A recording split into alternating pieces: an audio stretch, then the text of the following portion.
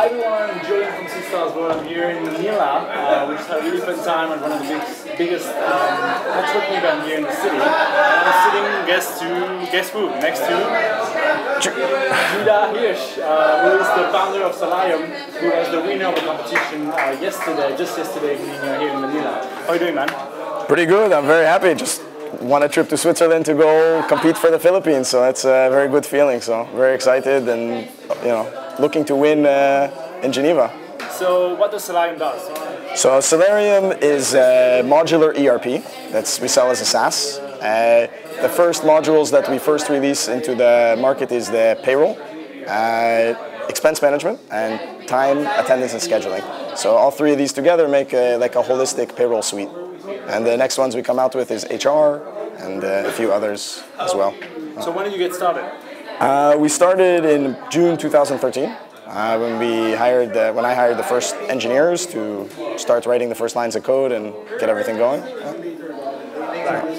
And so I'm trying to understand, you're not from the Philippines, right? I'm not from the Philippines. I was born in the US. I moved to Israel in my teens with my family. And after a while there, about 9 years ago, I moved from Israel to the Philippines. And in the Philippines, what brought me over here is to run a call center.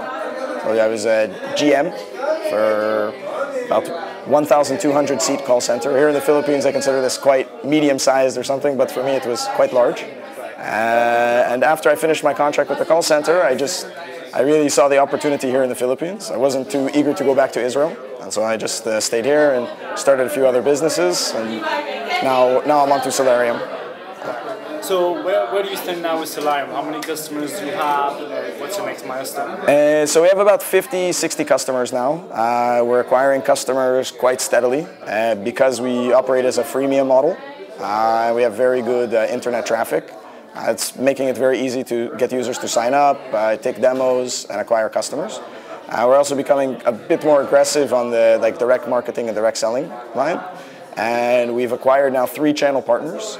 Channel partners for us can be a bank, it can be a telco, it can be a large accounting firm that makes it very easy for customer and client acquisition, as well as a very low sales and marketing cost. So this is really one of our unique things. The big milestone we look for is we hope to be in another country by the start of next year. That's our plan. So if we can do that I would say is the next big milestone. And of course also hopefully winning Seedstars World will be a nice milestone for us. So I remember the stories of how we met. We met at Geeks on the Beach. Yeah, amazing event here in the Philippines. Yeah, it was an amazing event here in the Philippines. You should definitely go to Geeks on the Beach next year again. Yeah. So we met there. I remember just sitting by this Movenpick hotel there in Cebu, and I was pitching him Seedstars World and convincing. And your first thing was, I'm not looking for funding. Yeah, we're a bit of a strange startup, so we're not really looking for funding. We're okay. So we're kind of at the late seed stage, early A stage. I don't really pitch in competitions. That's actually Seedstars is the first competition that I pitched in. So I wasn't really so gung ho, but I don't know, something about it. You sent me an email, and it mulled in my brain a while, and I said, yeah, you know what? I think we got a good shot at winning this. Let's apply and try to do our pitch. It was the first time that you were actually pitching. Yeah. I've never really had to pitch. So because we're kind of bootstrapped and self-seeded, I never really had to pitch to investors too much. We've never really entered into other startup competitions here in the Philippines. So this is really the first time I had to pitch in this type of format. Of course, selling every single day is a very, very serious form of pitching, and I think that also, my day job is selling B2B enterprise sales, so it's pretty easy to make the transition over to pitching. You used the word bootstrapping, and I remember I was talking with you the first time we met about lean, right? Yeah. So everyone talks about being lean, the lean methodology. Every crisis has been a pretty big bestseller. Obviously, everyone talks about it. Yeah. And you told me, oh my God, I'm definitely not a lean company. So how not lean are you? So now we're very lean, but what I mean is I didn't start in a lean way. I would say that maybe the first couple months it took us a while to find the rhythm because I'm a non-technical person. I didn't have a technical co-founder. I was looking for one for a while, and still not have found anybody like that's really the right role for the CTO position. So it was very difficult for me. Like we overspent on development costs considerably. You know, we had kind of a reverse problem of a lot of startups. A lot of startups have problems to build a product that then nobody wants, and then they have trouble to sell it.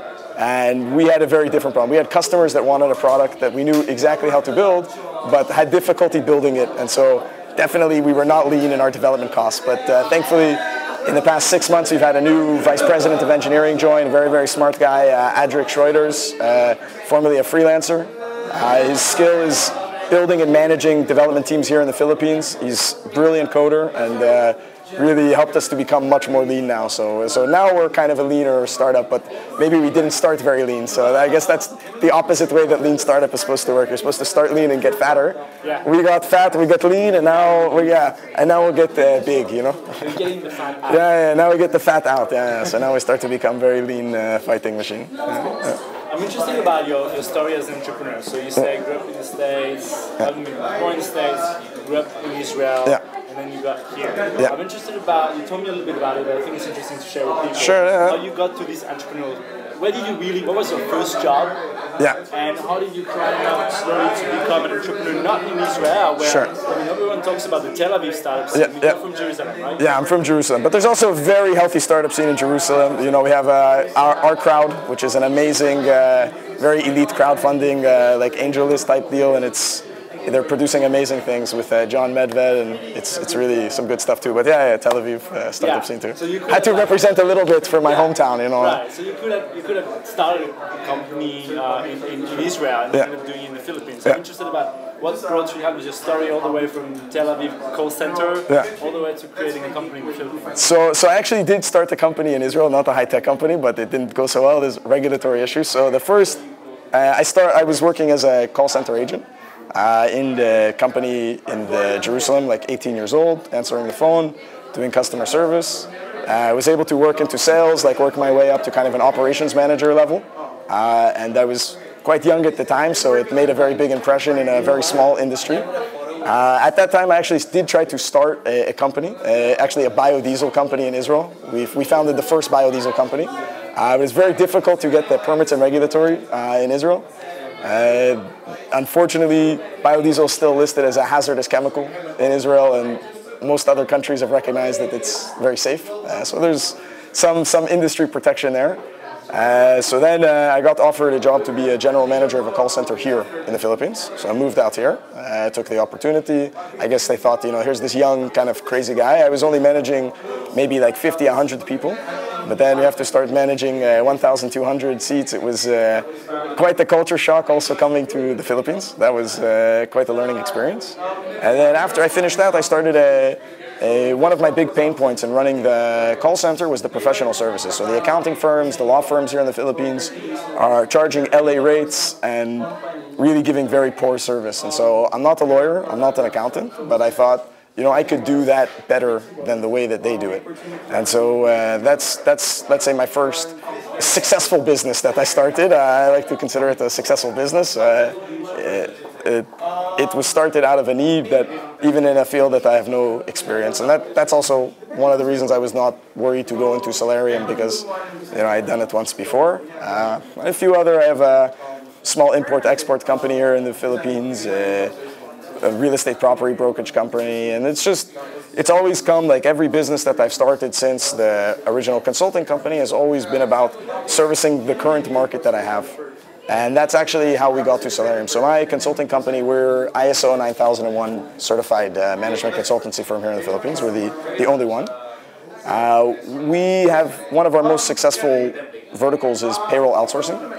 And so it came to a point that we were getting so many clients that the profit margin started to shrink and shrink and shrink. And I said, like, okay, I need a software to automate this process. And I looked around in the market and I really couldn't find like a software that was comprehensive enough and automated enough. And, you know, I really like started to think like, you know, about automation and how much, you know, what other things could be automated in the business and improve it. And I couldn't sleep for about a week or whatever. I wrote out the entire like product specs for Salarium that I knew that I could sell to my existing clients, so that we're already providing a service for. Now we provide a software as a service as well. And then, yeah, I hired some engineers and started to build it, and that's part of the story. So yeah, it's a kind of interesting path to get there. I like when you say you started with a problem.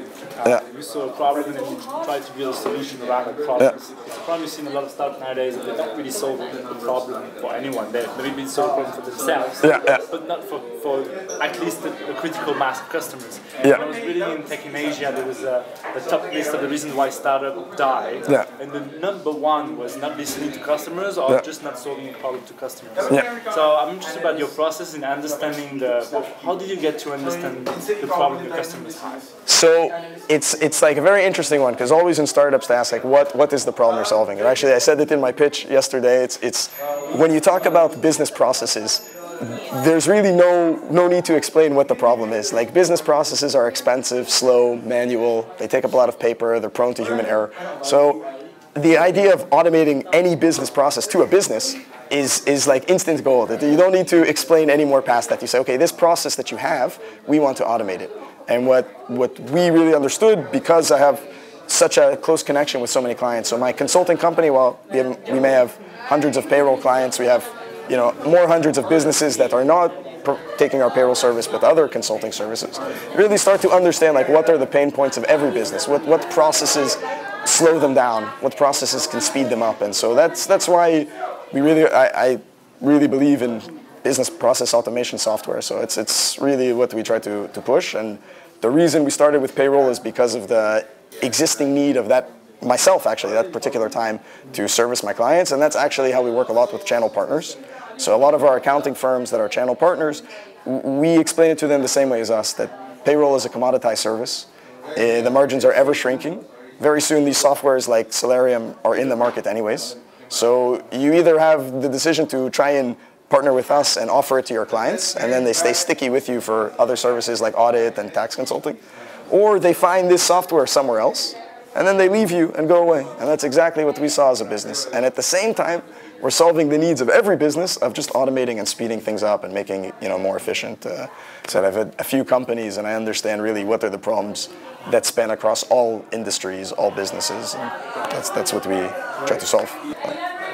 So you'll be in Switzerland next year in February. Very excited about that, yeah. Do you have any link with Switzerland? I do have a link with Switzerland. Actually, my wife and my children are Swiss, from Zurich, but very excited to go to Geneva as well. I like the whole Swiss country. One of my favorite places to visit, so very excited. So where do you hope to be with Salarium when you come to pitch to our investors and our audience next year? Generating revenue from customers in at least one other country in Southeast Asia. So that's where we'd like to be. So far we're pretty close to on our target and plan, and I believe by February time we'll be in another country with customers, and that'll be very exciting to be in two countries. So. And you think, I was saying that you'll be there to represent the Philippines, but you actually said, no, I'm here to win. Yeah, I don't like to enter into competitions and not win, so that's why maybe I didn't enter a pitching competition until I thought that, okay, we're now ready to win. And I think that definitely going to Switzerland, we have the chance to win, and I'm definitely going with my sights on winning, so it's not... That's my set goal. I look forward to see you there again, man. I definitely. Cheers. And we'll see you guys in Kuala Lumpur and Singapore in the next few weeks. See ya. Peace.